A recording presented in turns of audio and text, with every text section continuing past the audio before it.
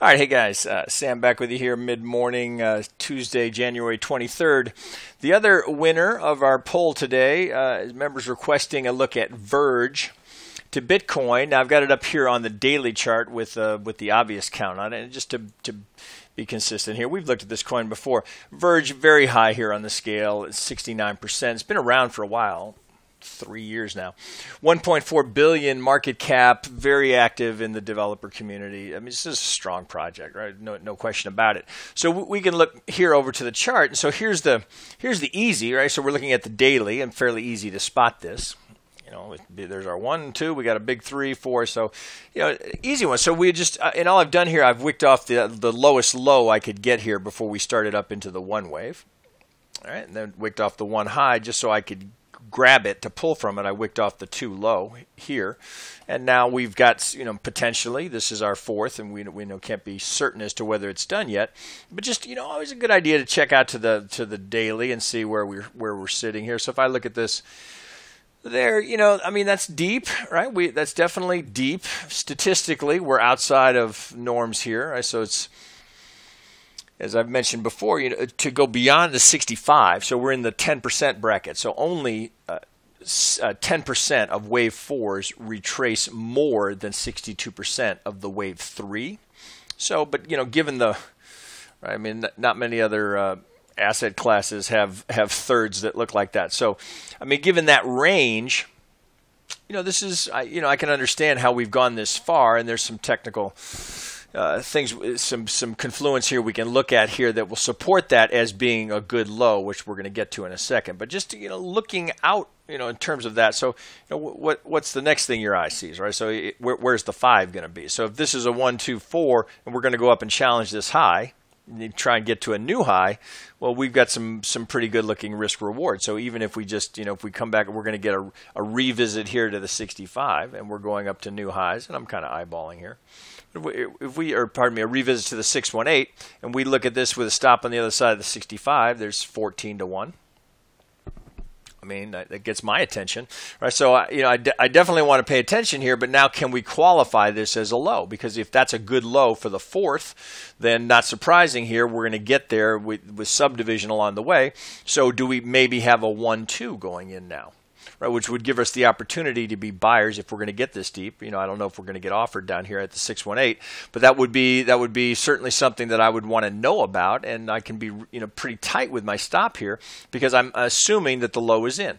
So let's just so that you get that sense of where we could be going and why this is a coin to be looking at. So let's go to the 4 hour. Let's see what we can find here. Okay, so here's our 2 low, where you can see this yet again that we've gone, you know, through the 65. So that's extreme. We have all of this chop here. So what do you do with that? Well, let's open that up, and so it makes it a little harder. So first you look at this and go, okay, well, this makes sense in the 4th. This is where you're much more likely to see this kind of complexity than in the 2nd. We had a relatively simple 2nd. So you have Elliott's rule of alternation here. A simple correction in the 2nd leads to complexity in the 4th. So that could be at play here. So when you first look at this, so if you're trying to go A, B, so this is the one that would have been more obvious, right? But it doesn't really line up the way we'd expect it. So very well, you might have been looking here, and I think this was actually a trade that we took. Right, so this is what you'd be looking at here. So if I kind of wick this off here, so you'd have a triangle here. This is commonly seen in a 4th wave, where you get an A, B, C, D, E. Right. So this was a very reasonable place to take a trade. I think we did, as a matter of fact. I'm trying to remember. A very reasonable place to take a trade on the assumption that the complexity that triangle had completed, that you were ready now to go up and challenge the 4th off of this final test here at the 50. You know, we've got, so just looking algo targets, we got a pretty juicy target up here. Right, there's the negative 23.6. So, I mean, totally a trade that, you know, I mean, I would take that every time. It's not a winner, right? Gets stopped out.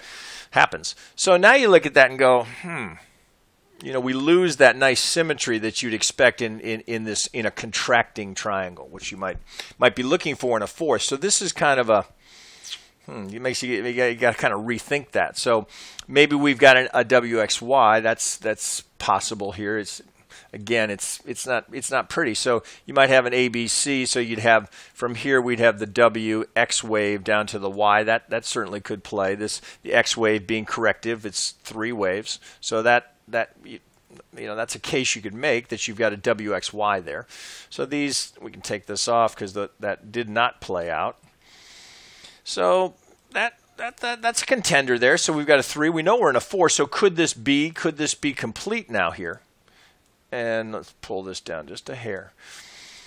So this is kind of the conundrum. This is what you deal with as a trader. So does that work? So we're trying to qualify this pivot. Is there anything else there? Well, so I can look here and say, okay, well, if I go down to this low, well, that's kind of interesting, but we're shy of the target here. Algos haven't hit their target yet. So, and that's certainly a potential. So here's we get up to the 786. So that potentially had played as a B wave. So we had the possibility that we had an A. There's the ABC into the B. We were coming down for that truncated C wave that we see, that we experience so often in crypto. There's the Vegas wave offering support. The 618 is here. So that had the potential to go off. And as I think I recall, we've traded this a couple of times. So the idea was that we had a 1, 2, 3, 4, 5. So we had a 1, 2, 3, deep 4 into a 5. So we had a leading diagonal into a 1 wave.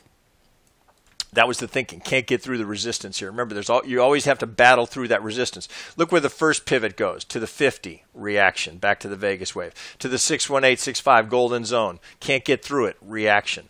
So, you look here and you go, well, it's not, if I can be picky, right? I mean, we got a lot of coins to choose from. If I can be picky, I want to see some confluence. I want something to confirm that low. So I'm going to look again and go, well, that didn't quite get it. So this is kind of the putting the puzzle pieces together. Maybe if I go here, is it there? Well, it's a little better. I don't like how far this went because algos would have sold it there, likely reversed there. So it's not as good. You can make a case that it's there, but I don't love it. So what else? Well, we can always check the market geometry. So if you haven't gone there yet, let's check the pitchfork.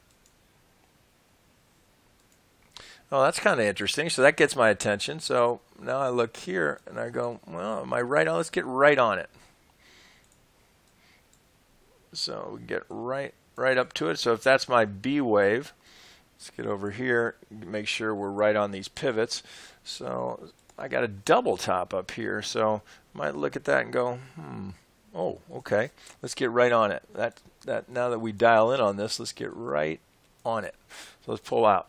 Okay, now that looks interesting. So we know from Andrew's median line trading principle number 2 that very often we will see a pivot made exactly on the median line. So once we dialed this thing in, we come up, we literally get a tick to the median line. So now even though I went through the 6.5, this is now starting to build a case that, given that market geometry support here, that perhaps I've got a 1-2 going in. So I like the look of that. So now I can kind of get a handle on this and go, okay, well maybe more likely what I've got in here is an ABC. So if I look at this as my X wave, so I get A, B, C.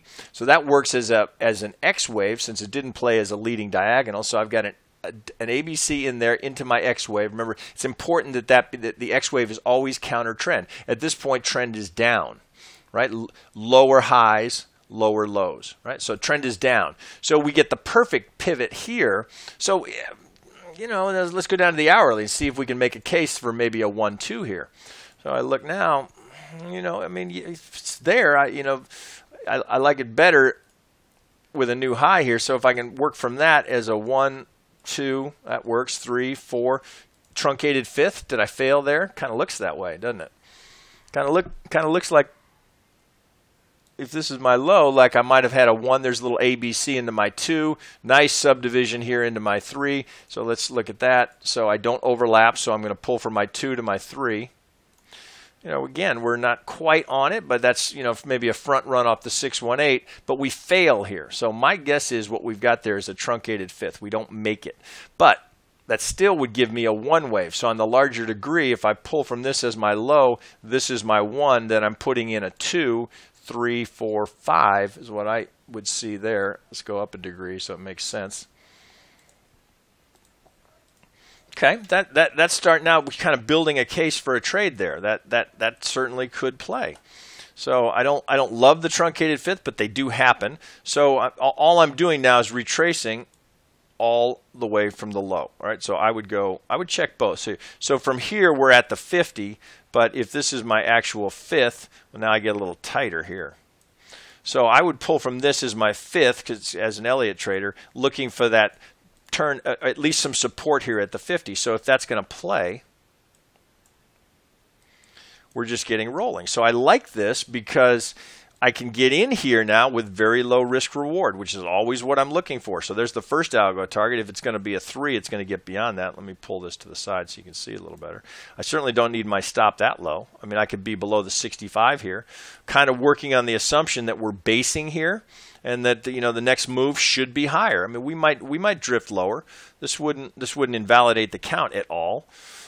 I mean, that was certainly a pivot at the 618. Here was the push through, likely stop running, but then we get the reaction. So do we have a trade there? I mean, it's certainly worth considering. Not a lot of help from the oscillators. We got we got into the oversold here on the hourly. That's a contender. We had multiple pivots down here where we had oversold. Again, it's oscillators last look, not first. So that's reasonable. Anything in here where you could get into this. So just a first target. So let's measure it. If that's going to be a 3, and we're hypothesizing. So if this is my 1 here at a truncated, and then I'm going to go here. Well, here's a pretty juicy target up here. There's my high probability zone for if this is going to play as a 1-2. There's the high probability zone. So all of this starts to move up because the size of that 1 was pretty good. So now I look at this and go, well, if it's going to play as a 3, now I've got almost 8-1. And that's assuming I'm a buyer right here, stop just under the 65. No reason to give it beyond that. If it's going to go back below that, then maybe I'm wrong. Maybe this pivot is not going to hold, and maybe I've just got an ABC, and this is a 1-2. Right? It's hard to be definitive. It certainly plays as that was looking to be a 5th, and really all we did here was double top. We had a little spike through here on that wick to give it a good 3. We can't get there before rolling over, but I think that's very reasonable place to be looking for a long here. I mean, if you want to be a buyer in this project and you're bullish, that's a reasonable place. You've got certainly nice risk reward. So even if I back that down, there's 7.3-1. I mean, that's the name of the game. Can I get in with substantial upside and a very tight, can I be precise about it? How about we use that language? Precision trading, that's how we might want to think of it. Can I get in there, risk as little as possible, and maintain the validity of this roadmap, this Elliott count, with enough upside to warrant taking that risk? 7.3-1, yeah, that's good for me. So that's certainly one that's very tradable, sitting there right now, that's tradable. So I mean, there's a lot of choices. It's not the absolute prettiest, most perfect count, but it certainly is viable, valid, and tradable. So there you go. One to keep an eye on. Okay, guys, that's it for now.